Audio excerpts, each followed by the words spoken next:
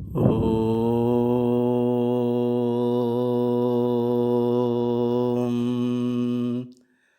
ഹരിശ്രീ ഗണപതയേ നമഃ.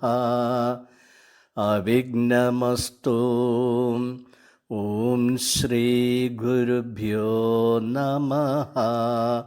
ഹരി ഓം. ഗൃഹാങ്കണ രാമായണ പാരായണം 7-ാം ദിവസം. പുരവാസികൾ കാത്തിരുന്ന സൂര്യോദയം അയോധ്യയിൽ സംജാതമായിരിക്കുകയാണ്. അഭിഷേകത്തിനുള്ള ഏർപ്പാടുകളെല്ലാം പൂർത്തിയായിരിക്കുന്നു. രാജാവ് വേദിയിലെത്തിയിട്ടില്ല. മുഖം കാണിക്കുവാൻ സുമന്ത്രർ അന്തഃപുരത്തിലെത്തി. കണ്ണീരൊലിപ്പിച്ച് വെറും നിലത്ത് കിടക്കുകയാണ് സൂര്യകുല ശ്രേഷ്ഠൻ. കാര്യമറിയാതെ സുമന്ത്രർ കൈകേയി മഹാറാണിയുടെ മുഖത്തേക്കൊന്നു നോക്കുകയാണ്. ഹേ സുമന്ത്രരെ, രാജാവ് രാത്രിയിൽ തീരെ ഉറങ്ങിയിട്ടില്ല. രാമരാമ എന്ന് ജപിച്ചുകൊണ്ട് നേരം വെളുപ്പിക്കുകയാണ് ഉണ്ടായിട്ടുള്ളത്. അങ്ങ് വേഗം ചെന്ന് രാമനെ കൊണ്ടുവരിക. കൈകേയിയുടെ വാക്കുകൾ കേട്ട് സുമന്ത്രർ പറയുകയാണ്. ചെന്നു കുമാരനെ കൊണ്ടുവരാമല്ലോ രാജാവചനമനാകർണ്യ ജ്ഞാനിഹ. രാജീവലോചനെ പോകുന്നതെങ്ങനെ? രാമനെ ഞാൻ ഉടനെ കൊണ്ടുവരാം. പക്ഷേ മഹാരാജാവിൻ്റെ ഉത്തരവില്ലാതെ എനിക്ക് യാതൊന്നും തന്നെ പ്രവർത്തിക്കുവാൻ സാധ്യമല്ല.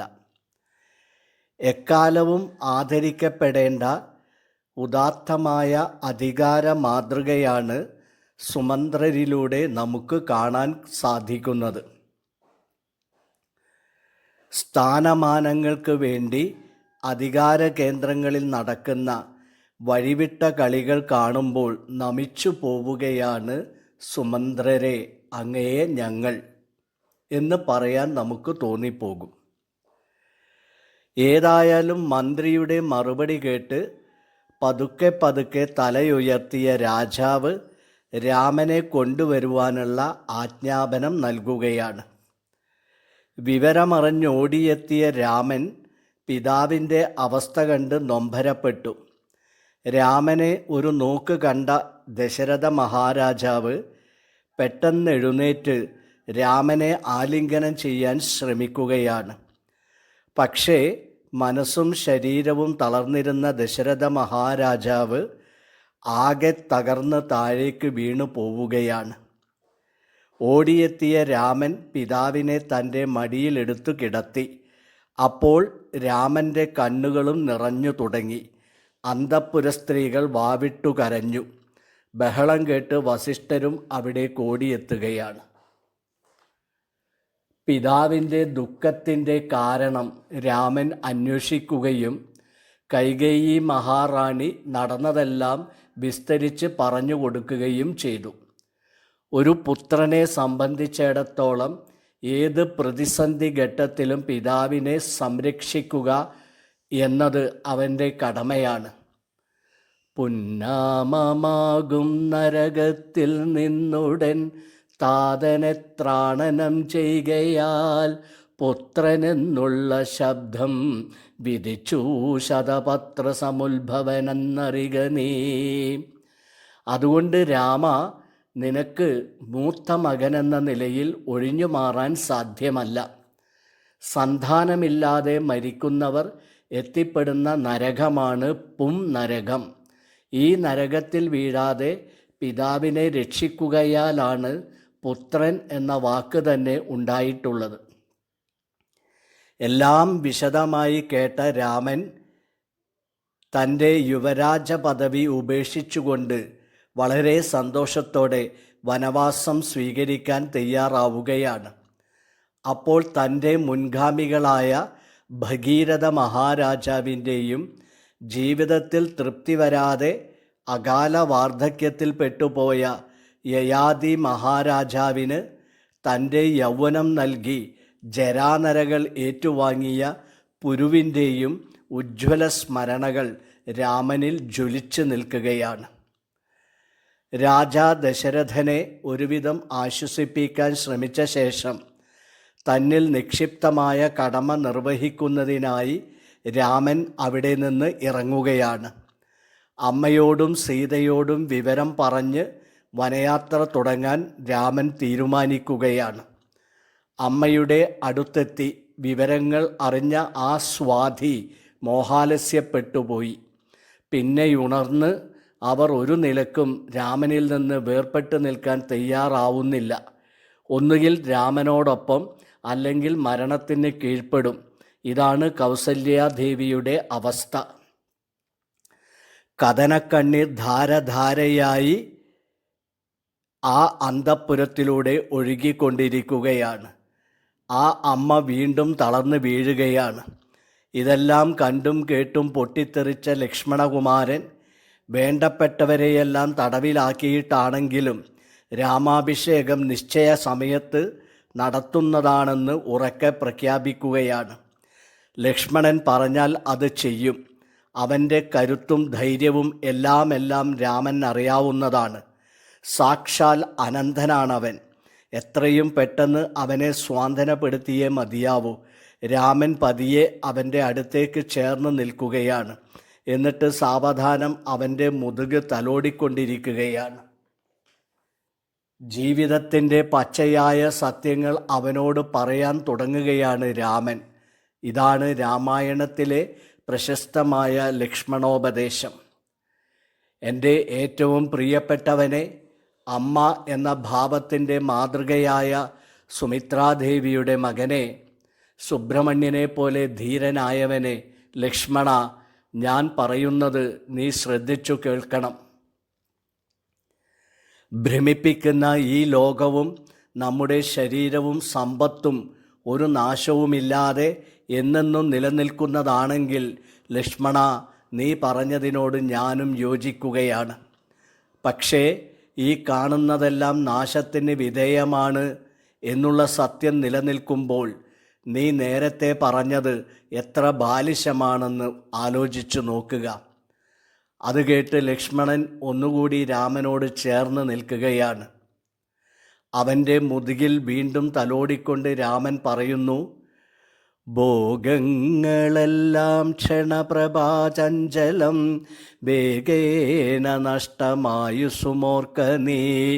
ലൗകിക സുഖങ്ങളെല്ലാം മിന്നൽ പിണർ പോലെ അസ്ഥിരമാണ് ലക്ഷ്മണ. ഓരോ നിമിഷവും നമ്മുടെ ആയുസ് നഷ്ടപ്പെട്ടുകൊണ്ടിരിക്കുകയുമാണ്. വന്യസംതപ്ത ലോഹസ്താംബുബിന്ദുന സന്നിഭം മർത്യജന്മം ക്ഷണഭംഗുരം. ചുട്ടുപഴുത്ത ഇരുമ്പിൽ വീഴുന്ന വെള്ളത്തുള്ളികൾ പോലെ പെട്ടെന്ന് വറ്റിപ്പോകുന്നതുമാണ് കൊട്ടിഘോഷിക്കപ്പെടുന്ന നമ്മുടെ ഈ ജീവിതം. ചക്ഷുശ്രവണകളസ്തമാന്തർധുരം ഭക്ഷണത്തിനപേക്ഷിക്കുന്നത് പോലെ കാലാഹിന പരിഗ്രസ്തമാം ലോകവും ആലോലചേതസാ ഭോഗങ്ങൾ തേടുന്നു. പാമ്പിൻ്റെ വായയിൽ അകപ്പെട്ട് സ്വയം മരണത്തിലേക്ക് പോകുന്ന തവള പുറമേ കാണുന്ന പ്രാണികളെ ഭക്ഷണമായി കിട്ടിയിരുന്നുവെങ്കിൽ എത്ര നന്നായിരുന്നു എന്നാഗ്രഹിക്കുന്നത് പോലെ കാലമാകുന്ന മഹാസർപ്പത്തിൻ്റെ വായയിൽ അകപ്പെട്ട് സ്വയം അന്ത്യത്തിലേക്ക് നീങ്ങുന്ന നമ്മൾ നശ്വരമായ ഭോഗങ്ങൾക്ക് അടിമപ്പെടുന്നത് ശരിയാണോ ലക്ഷ്മണ? ആലോചിച്ചു നോക്കുക. പുത്രമിത്രാർത്ഥകളത്രാദിസംഗമം എത്രയോ അല്പകാലസ്ഥിതമോർക്ക നീ. ഭാര്യ, മക്കൾ, സമ്പത്ത് ഇതൊന്നും തന്നെ ശാശ്വതമല്ല ലക്ഷ്മണ. പാന്തർ പെരുവഴിയമ്പലം തന്നിലെ താന്തരായി കൂടി വിയോഗം വരും പോലെ നദ്യാമൊഴുകുന്ന കാഷ്ടങ്ങൾ പോലെയും എത്രയും ചഞ്ചലമാലേയ സംഗമം.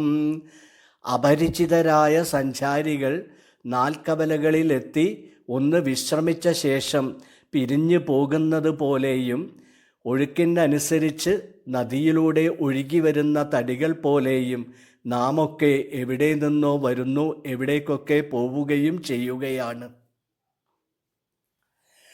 ലക്ഷ്മിയുമസ്ഥിരയല്ലോ മനുഷ്യർക്ക്, നിൽക്കുമോ യൗവനവും പുനരധ്രുവം. ലക്ഷ്മണ, സമ്പത്തും യൗവനവും ഒരിക്കലും സ്ഥിരമായി ഒരിടത്തും നിൽക്കുകയില്ല, ആരിലും നിലനിൽക്കുകയില്ല. സ്വപ്നസമാനം കളത്ര സുഖം നൃണാം, അല്പായുസും നിരൂപിക്ക ലക്ഷ്മണ. കുടുംബസുഖവും സ്ഥിരമല്ല, നാമെല്ലാം അല്പായസുകളുമാണ് ലക്ഷ്മണ. രാഗാതിസങ്കുലമായുള്ള സംസാരം ആകവേ നിരൂപിക്കൽ സ്വപ്നതുല്യം സഖേ. രാഗദ്വേഷ സങ്കല്പമായ ഈ ജീവിതം സ്വപ്നം പോലെയാണ് ലക്ഷ്മണകുമാര. ഓർക്ക ഗന്ധർവനഗര സമമതിൽ മൂർഖന്മാർ നിത്യമനുക്രമിച്ചിടുന്നു. ഗന്ധർവനഗരം പോലെ മായാമയമായ ഈ ജീവിതത്തിൽ മുഴുകിപ്പോകുന്നത് മൂഢന്മാരാണ്. ആദിത്യദേവനുദിച്ചിതു വേഗേന, യാദപതിയിൽ മറഞ്ഞിതു സത്വരം. നിദ്രയും വന്നിതുദയശൈലോപരി, വിദ്രുതം വന്നിതു പിന്നെയും ഭാസ്കരൻ. ഇത്തം മതിഭ്രമമുള്ളൊരു ജന്തുക്കൾ ചിത്തേ വിചാരിപ്പതില്ല കാലാന്തരം. ആയുസ്സു പോകുന്നതേതുമറിവില്ല, മായാസമുദ്രത്തിൽ മുങ്ങിക്കിടക്കയാൽ. തത്ര കാമക്രോധലോഭമോഹാദികൾ ശത്രുക്കളാകുന്നതെന്നു മറിക നീ. മുക്തിക്കു വിഘ്നം വരുത്തുവാനെത്രയും ശക്തിയുള്ളോനതിൽ ക്രോധമറികടോ. മാതാപിതൃഭ്രാതൃമിത്രസഖികളെ ക്രോധം നിമിത്തം ഹനിക്കുന്നിതു പുമാൻ. ക്രോധം മൂലം മനസ്താപമുണ്ടായി വരും, ക്രോധം മൂലം നൃണാം സംസാരബന്ധനം. ക്രോധം പരിത്യജിക്കേണം ബുധജനം, ക്രോധമല്ലോ യമനായത് നിർണയം. വൈതരണ്യാഖ്യയാകുന്നത് തൃഷ്ണയും, സന്തോഷമാകുന്നത് നന്ദനം വനം. സന്തതം ശാന്തിയെ കാമസുരഭികൾ, ചിന്തിച്ചു ശാന്തിയെ തന്നെ ഭജിക്ക നീ. സന്താപമെന്നാൽ ഒരു ജാതിയും വരാം. സൂര്യൻ ഉദിക്കുന്നു, അസ്തമിക്കുന്നു, വീണ്ടും ഉദിക്കുന്നു, വീണ്ടും അസ്തമിക്കുന്നു. പക്ഷേ പ്രകൃതിയുടെ ഈ മുന്നറിയിപ്പ് ഉദയാസ്തമങ്ങൾക്കിടയിൽ ഓരോരുത്തരുടെയും ആയുസ്സു കുറഞ്ഞു വരികയാണെന്നുള്ള സത്യം ആരും മനസ്സിലാക്കാതെ വീണ്ടും വീണ്ടും പലതിനായി ആഗ്രഹിച്ചു കൊണ്ടിരിക്കുകയാണ്. ആമകുംഭാംബു സമാനമായുസ്സുടൻ പോമമേതും ധരിക്കുന്നെല്ലാരുമേ. ചുടാത്ത മൺകുടത്തിൽ ഒഴിച്ച വെള്ളം പോലെയാണ് ഓരോരുത്തരുടെയും ആയുസ്. ഇങ്ങനെ ജീവിത സംബന്ധിയായ ഓരോരോ കാര്യങ്ങൾ പറഞ്ഞ് രാമൻ ലക്ഷ്മണനെ സ്വാന്തനപ്പെടുത്തുകയാണ്. അത് കേട്ട് കൗസല്യാദേവിയുടെ മനസ്സും ശാന്തമായി തീർന്നു. ഈശ്വരേച്ഛ പോലെ എല്ലാം നടക്കട്ടെ, വനവാസത്തിനായി രാമനെ കൗസല്യാദേവി അനുവദിക്കുകയുമാണ്. പിന്നെ രാമചന്ദ്രൻ സീതാദേവിയുടെ സമീപത്തേക്ക് ചെന്ന് കാര്യങ്ങളെല്ലാം അറിയിക്കുകയാണ്. സീതയെ ഉദ്ബോധപ്പെടുത്താൻ രാമൻ നല്ല പരിശ്രമം തന്നെ അവിടെ നടത്തേണ്ടതായും വന്നു ചേർന്നിരിക്കുകയാണ്. അങ്ങനെ വാക്കുകൾ, അർത്ഥങ്ങൾ ഇത്യാദി കാര്യങ്ങൾ പറഞ്ഞും വിശദീകരിച്ചും കൊണ്ട് സീതാദേവിയെയും ഒരു വിധം അനുനയിപ്പിക്കുകയാണ് രാമൻ. ആ കാര്യാവസാനത്തിന് ശേഷം സീതാദേവിയും ലക്ഷ്മണകുമാരനും രാമൻ്റെ കൂടെ വനവാസത്തിൽ പങ്കാളികളായിക്കൊണ്ട് രാമൻ്റെ വനവാസം എന്ന സത്യത്തെ അവിടെ നടപ്പാക്കാൻ ഉറച്ച് തീരുമാനിക്കുകയാണ്. വനയാത്രയ്ക്കുള്ള ഒരുക്കങ്ങൾ അയോധ്യയിൽ തുടങ്ങുകയാണ്. രാമനും സീതയും ലക്ഷ്മണനും യഥാവിധി ദാനധർമാദികൾ ചെയ്തു. ലക്ഷ്മണൻ അമ്മയുടെ അടുത്ത് ചെന്ന് ആശീർവാദം ചോദിക്കുകയാണ്. അപ്പോൾ അവൻ്റെ നെറുകയിൽ കൈവച്ചുകൊണ്ട് അമ്മ അനുഗ്രഹിക്കുന്നു. അഗ്രജൻ തന്നെ പരിചരിച്ചെപ്പോഴും അഗ്രേ നടന്നു കൊള്ളേണം പിരിയാതെ. രാമനെ നിത്യം ദശരഥനെന്നുള്ളിൽ ആമോദമോടു നിരൂപിച്ചു കൊള്ളണം. എന്നെ ജനകാത്മജയെന്നുറച്ചുകൊൾ പിന്നെ അയോധ്യയെന്നോർത്തിടവിയെ. മായാവിഹീനമീ വണ്ണമുറപ്പിച്ചു പോയാലുമെങ്കിൽ സുഖമായി വരികതേ. രാമായണത്തിലെ ഏറ്റവും പ്രധാനപ്പെട്ട വരികളും ഏറ്റവും പ്രധാനപ്പെട്ട ശ്ലോകവും ഇതാണ് എന്ന് ഉറപ്പിച്ച് പറയുന്ന രാമം ദശരഥം വിദ്ധി മാം വിദ്ധി ജനകാത്മജ. അയോധ്യ അടവീം വിദ്ധീം ഗച്ഛത്താദയദാസുഖം.